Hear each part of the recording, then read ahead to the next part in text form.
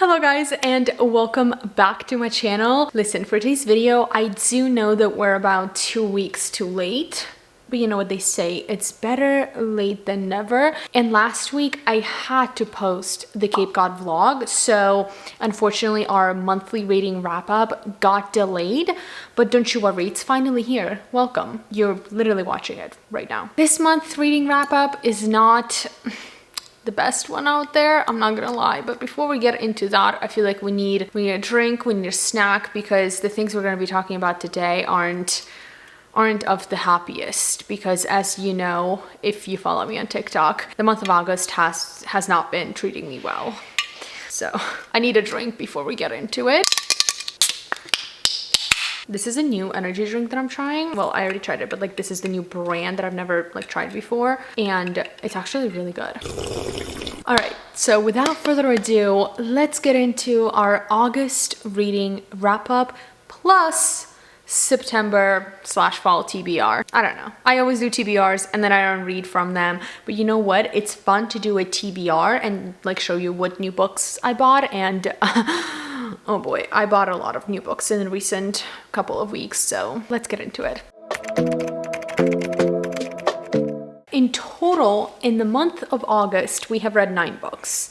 And listen, I know you're like, Yana, that's actually not that bad. And let me explain myself. The first 5 books I read within 1 week of the month, and then I proceeded to read 4 books over the next 3 weeks, which is for me is like, I wasn't reading, and I honestly didn't even want to read. Anyway, we started off the month on a very strong note, and I did finally read the entire Hunger Games series. I posted a whole reading vlog on them, so if you want an in-depth review for every single one of these books, me reacting to anything and everything that I read, you could watch that right there. For now, we're gonna keep this short and sweet, and I'll tell you how this book affected my reading slump for the rest of the month. So we started the month with The Hunger Games, obviously. I gave this book 4 stars. It was a very, honestly, short read. It was great. I already knew the story. I already watched the movies. Anyway, 4 stars. Moving along. Then we have Catching Fire. I gave this one 4.5 stars. Also was a rather fast read. I did audiobook these because I was doing a reading log for you guys. So I was reading like 1 book a day because I wanted to get a YouTube video out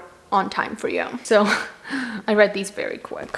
Then we have Mockingjay. I gave this one also 4 stars. And this is kind of like the last book in Katniss's story. Then we have The Ballad of Songbirds and Snakes. I found this book so boring, I'm not even gonna lie, and it's the thickest one of them all, which I honestly thought it could have been like 200 pages less. I gave this one 3 stars. Just did not care for like more than half of the book, to be honest. That's a lot. And then finally we read Sunrise on the Reaping. This was the only 5 stars in the entire series, and it was honestly the only 5 stars in the entire month as well, because as you will learn shortly, right after this everything went downhill. This is Hamish's story, and this was quite painful. I definitely stopped at the end, and I wasn't really ready for that to be happening to me. So here's the thing, let me explain myself now that we've got here. I read these 5 books in 1 week. So because I read them so fast, I think I put myself into like a reading slump, but it wasn't like a reading slump of like,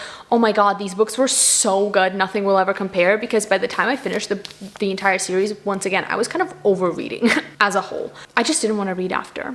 And I finished this, and I did not read anything for about a week to maybe a week and a half. Then I decided to, I don't know why, switch genres, and I read The Tenant by Frida McFadden. I don't even think I talked about this book on TikTok that much. I gave it 3.5 stars. It was interesting the entire way. Did I guess the plot? Absolutely I did, but that could just be because I'm just so smart like that. But I don't know, I feel like the plot twist was a little bit obvious for my liking, but still, as with every single Frida McFadden book, I was entertained through it through. Like, I was like, well, what if I'm wrong? I wasn't, but There was still a what if in my head. This next one pains me deeply, deeply. I am very saddened by these news. I read Loving the Liar by Lola King because at this point, this was like 2 weeks of me reading only one book, which was The Tenant. And I was like, I need to read something. I need to read something that's gonna make me feel. And both Mariana and Larry were like, read this book. We absolutely loved it. And I did. And I gave it 3 stars. And I think I am the problem because every single thing that happened in this book, I should have loved it. And yet I didn't. I don't know why. I think it was a right book, wrong time situation, but I just didn't enjoy it. And also by the end, everybody in the book started to piss me off. The MMC started to piss me off. The FMC pissed me off. Like I was just like not having a great time. And this was a very spicy, dark romance, which you guys know I love.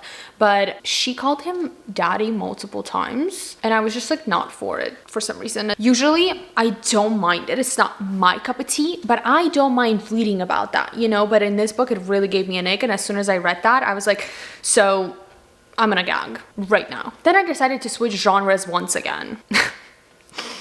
I do recognize that I am the problem, and that's that. So I went back into Magnolia Falls series, which I already read the first book a long time ago, Loving Romeo, and I wasn't obsessed with it, but it was like a cute vibe, you know what I mean? I decided maybe I need a cute vibe now. Spicy isn't doing it for me, dark romance isn't doing it for me, thriller isn't doing it for me, so maybe a small town romance will.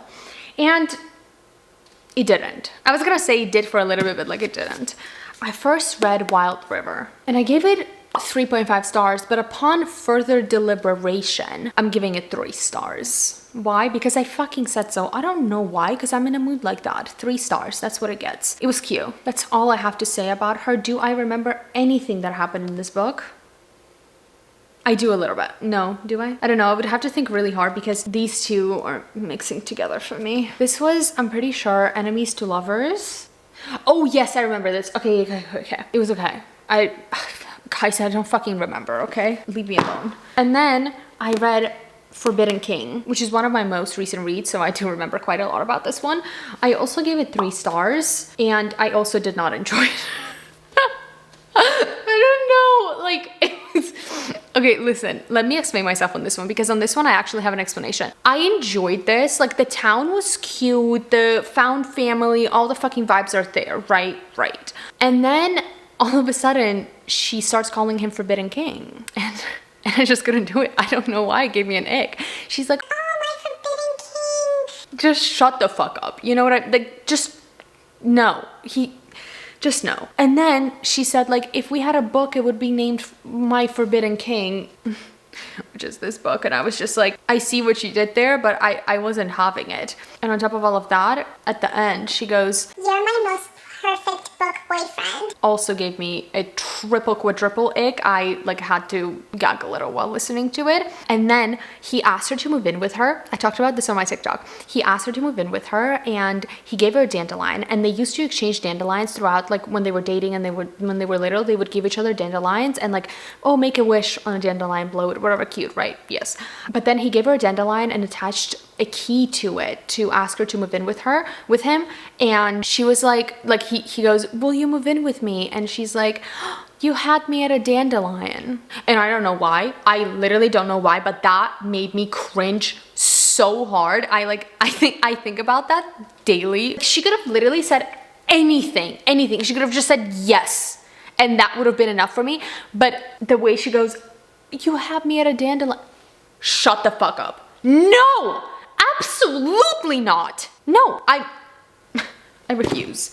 So that was our reading month. When I look at this stack, I'm like, wow, we read a lot of good books, because like all of the Hunger Games books were relatively good. In my head, I literally feel like I had the worst reading month ever, because like Hunger Games doesn't really count. Like, okay, it's a good book, yes, but it doesn't count because I already watched the movies. So like nothing new was happening in my head except the Haymitch's story, but his story fucking broke me. I wasn't freaking out about anything. So this month was officially the worst reading month I have ever fucking had, and the reading slump that I was in, and I say was because I'm reading a really fucking good book right now, and it is the first good book I'm reading since what feels like forever. I'm not gonna tell you what book it is because it's gonna be in the next month reading wrap up, and it's also gonna be on my TikTok. You will know when you see it. I'm not sure if I'm gonna be posting about that book yet when you see this video, because guys, I'm so behind on posting TikToks. Like, I will literally read a book and then I'll post about it on TikTok a week later. I'm trying to catch up and I'm working on it, okay? So bear with me, but don't you worry, I am out of my reading slump as of now. I am reading a series, so after I'm done with the second book, I'm probably gonna be back in my reading slump, but that's a problem for the future me. Anyway, these are all the books that I read this month, and I am so excited to put them away and never look at them again. All right, now that we're done with that, let's get into our September TBR. I am so excited for September TBR because I am in the mood for everything that doesn't involve spice right now. I don't know why. Reading spice at this moment in time makes me cringe and gag on the inside. That has never happened to me before, but like the idea of reading a spicy dark romance book actually makes me want to not ever read again. So I actually don't think a single book on my September TBR list has spice except one romantasy, but I also like spice and romantasy is like different because it's so focused on like fantasy rather than spice. Like I don't count that much. Anyway, let's get into it. First, I'm really excited about this. We have Reign of Shadows and Endings, and then book 2, which is Storm of Secrets and Sorrow. I have had my eyes on these books for so long. It is a 4-book series, and I'm pretty sure they're getting traditionally published or republished. I don't know, because the 3rd book is already out, but to get it in paperback, it's not out until I believe like end of October, and then the 4th book comes out end of November. So I have a little bit of time to read them, and I feel like because the next 2 books come out kind of back to back, it's safe to start the series for me because the series is technically complete. And I'm pretty sure this is the only books that have spice in them, but do correct me if I'm wrong. I'm not 100% sure if they're spicy, but I think they are. I don't know what they're about, so I feel like we must read the back. A world the gods forgot. Of all the worlds and life they created, the gods favored their children the most, but with that favor came the fear that their legacy would one day become too powerful and overthrow them. Devram was created, a realm hidden among stars. Oh my god, that's gonna be so good. Hello. The gods gave their legacy the best of the worlds, and then they left, a sworn agreement to never return and to never interfere. Listen, if the world building in this doesn't give me what I needed to be giving me, I am gonna be upset. Wait, what is the... Wait. It says a couple of things and content warnings before we dive into what is to come. I need to cover a few things.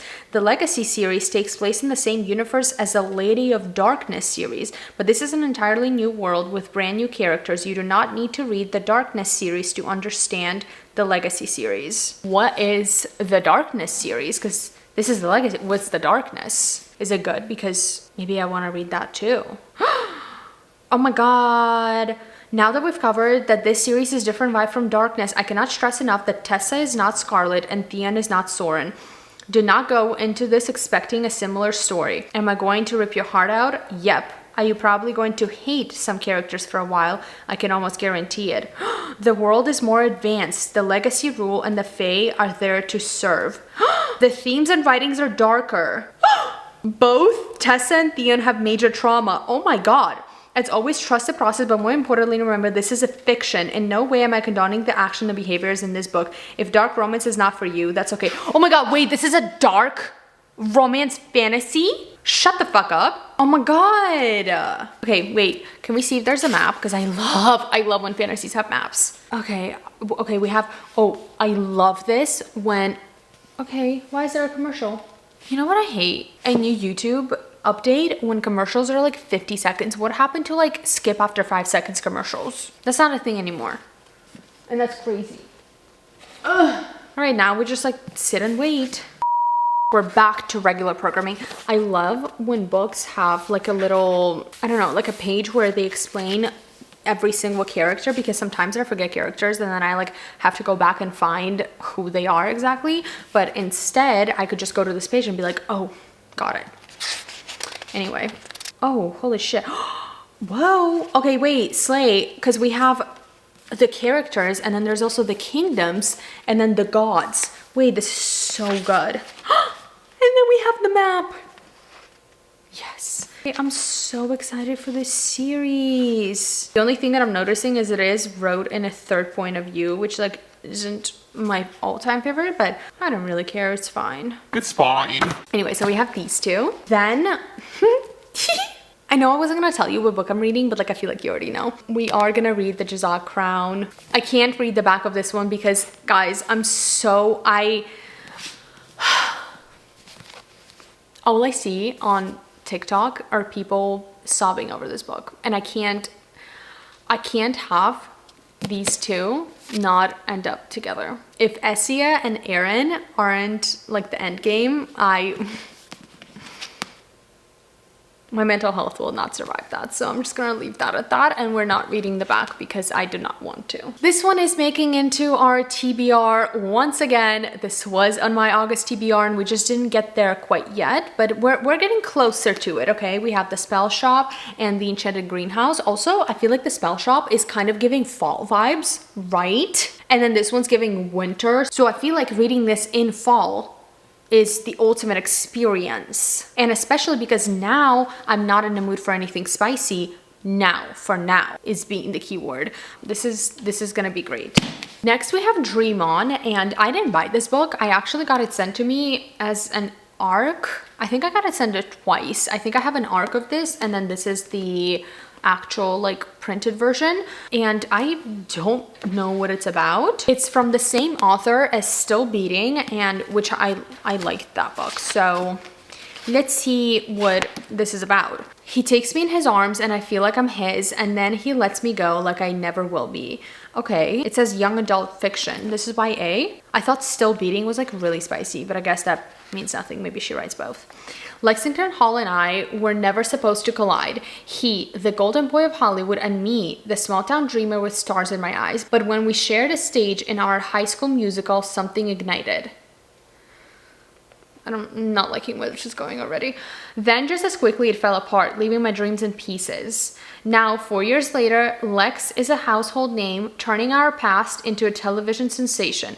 He spun our story for the world to see while I'm still haunted by what we lost. Lex reappears with an offer too tempting to turn down, a fake romance to keep the buzz alive in exchange for a financial freedom I desperately need. Dreams are easy to chase, but falling for the guy who shattered mine could cost me everything. How is this YA? I feel like this is giving like a fake dating, spicy romance. I mean, I guess it's YA then. I don't know. It says YA on it. I'm gonna be honest, I'm probably not gonna be in the mood for this book this month, so that's that.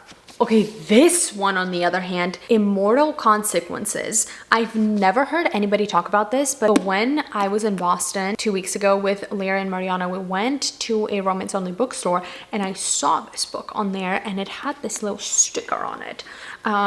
Young adult, the Good Morning America book club.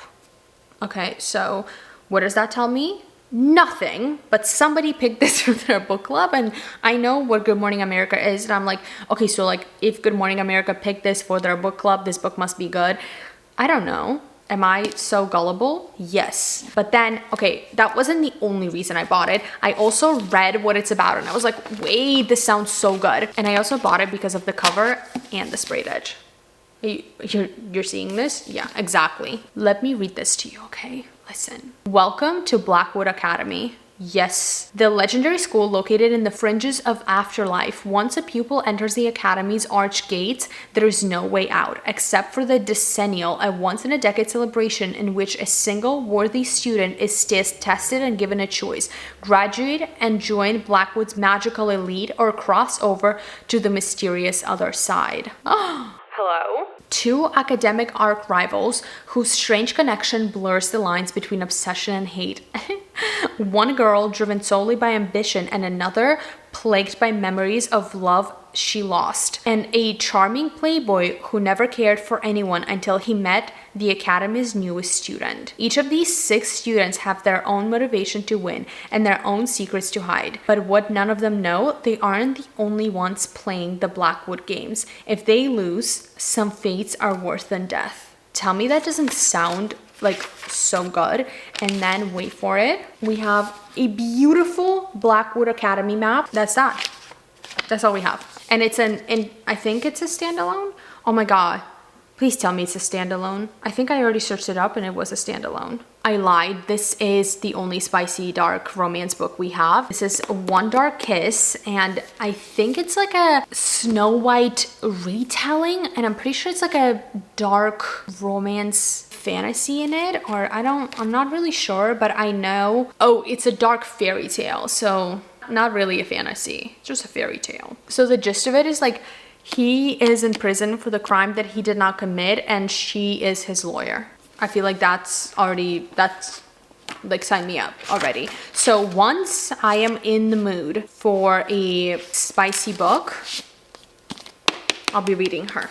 This is another book that I got sent, and it made it on this TBR because it's very much giving fall, and I don't know if it's like a misleading fall because it's only giving fall by the cover, and I don't know what else it's about. Is this part of the fucking series? Unnatural, because I know she does series. Wait! Okay, so this is part of the series because the first book is Unwanted, and then the second book is Unnatural, and it is her Men and Monsters series. I'm pretty sure it's like a mystery of some sorts. Nope, it's not. It literally says it right here. A heart-pounding, suspenseful, and supremely romantic novel. Wait, Unwanted has like a lot of good reviews, but I still don't know if it's an interconnected standalone or not.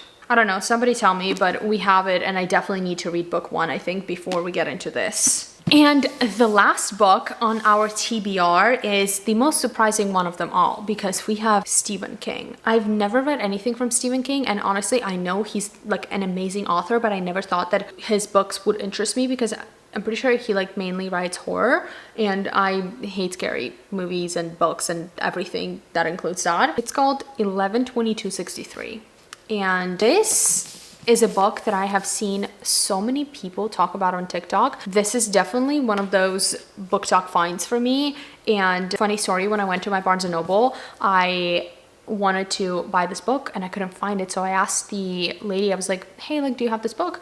And she goes, yeah, it went viral on Book Talk, so we sold out. So I ended up ordering from Amazon, but then she goes, I don't know why she had to tell, like, I almost wish like I didn't know, but since I know, I'm gonna tell you guys this too. She goes, just be prepared, it has one of the saddest endings I've ever read.